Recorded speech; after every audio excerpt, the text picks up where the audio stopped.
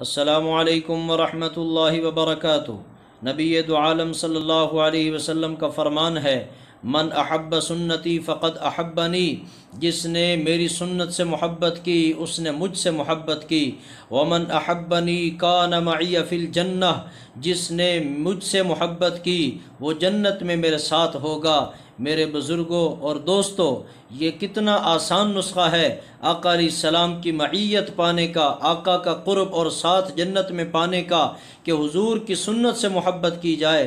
محبت دل سے بھی ہو، دل سے بھی اس کو عظیم جانے اور عملی طور پر بھی سنت پہ عمل کرے، اسی کا نام محبت ہے۔ محبت جو ہوتی ہے، اصل محبت یہ ہے کہ جس سے محبت ہے اس کی باتوں پہ، اس کی اداؤں پہ مر مٹا جائے، اس کی اداؤں کو اپنی زندگی میں لایا جائے۔ حضور سے بڑھ کر عظمت والی ہستی کون ہوگی؟ آپ کی اداؤں پہ مر مٹنا ہی محبت ہے، بلکہ محبت کا حقیقی مفہوم ہی تب پورا ہوتا ہے جب حضور علیہ السلام کی محبت کے اندر انسان مر مٹ جائے۔